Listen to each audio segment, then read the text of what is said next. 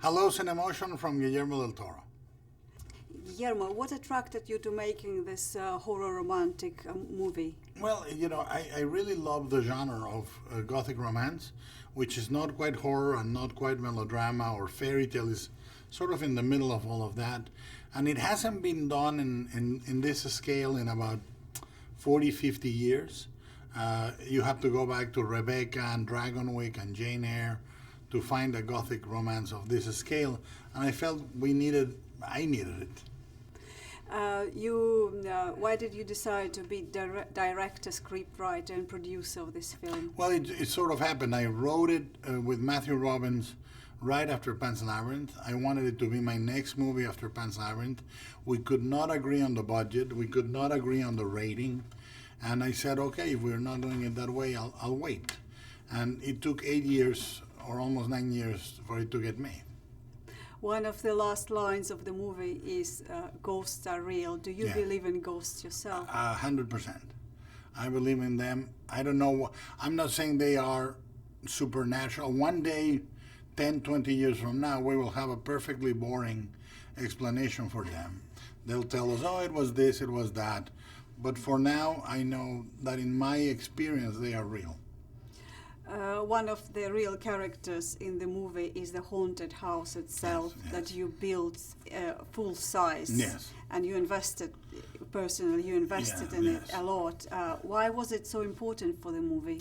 I think there's a difference between a movie that shows you the craftsmanship and a movie that you can tell is digital. I think an audience realizes, I believe in movie sets. I think that the more you build for real, the more you have actors in makeup effects instead of a digital ghost. Like we have real actors there. The more you do an attention to detail type of production, the more the audience feels you're committed to it.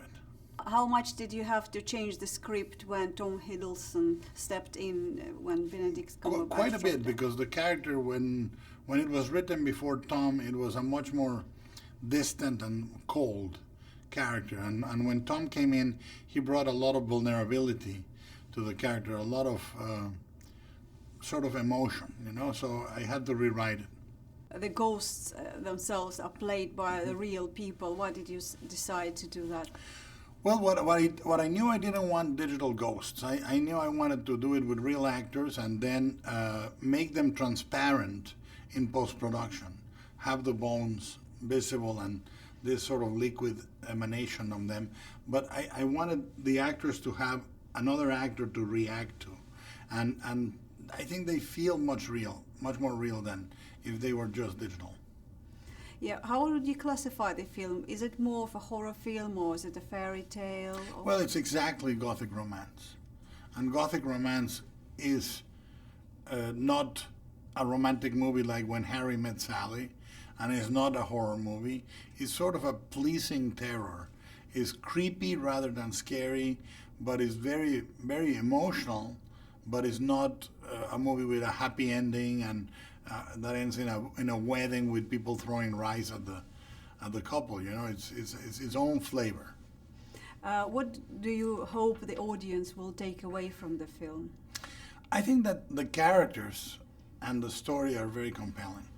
It's a movie that I hope stays with you and the characters stay with you when you leave the theater. What is the most challenging for you about making this film? There's a couple of sequences. I think the last 30 minutes of the movie were very challenging. They were almost like a continuous scene. And then I think on the beautiful side, the waltz, the dancing in the movie, that scene was very, very elaborate to photograph. Do you give lots of freedom to the actors while they're playing? Oh yes, I think it's the opposite. I think the actors give me a lot of freedom. What is great is we come in early, we rehearse, and we come in with a plan, very strong plan, but if we discover something else in the process, we support it. Thank you very much. My pleasure. Thank you. My pleasure. Much. Bye.